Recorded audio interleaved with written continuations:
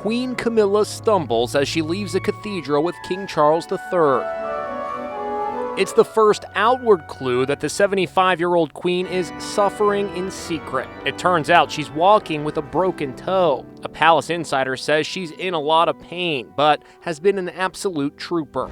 She has been at King Charles' side for most of his grueling schedule and stood to attention for 20 minutes as the Queen was lying in state.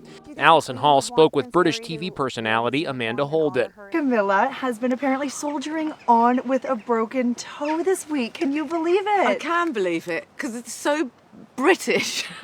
It's so stoic and brave and brilliant of her not to want to cause a fuss to anybody. Camilla reportedly broke her toe just before the Queen's death last week. She was with Charles today in Wales as protesters demanding independence jeered the new monarch.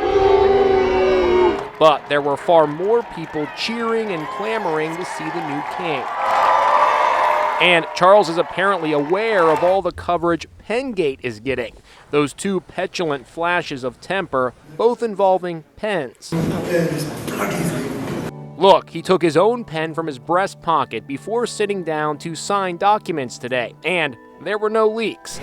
Meanwhile, David Beckham joined the hundreds of mourners waiting to pay their respects today. No special consideration for the former soccer great. He stood online for 12 hours, just like everyone else. It was an emotional moment as he paused and bowed reverently when he finally made it inside Westminster Hall. The line is not only a long wait, up to 14 hours currently, but it's also a physical feat. People end up walking about 6 miles with not much time for breaks. You have to keep moving the whole time. Officials have even cut off the end of the line, saying it's just getting too long. Meanwhile, Harry and William's feud is reportedly not over, despite the united front. DailyMail.com columnist and Great Britain News host Dan Wooten. From what I'm being told, this is much more a case of papering over the cracks to get through the week, to pay tribute to Queen Elizabeth II, rather than any form of major reconciliation. Harry and Meghan appear to have won their battle for royal titles for their children.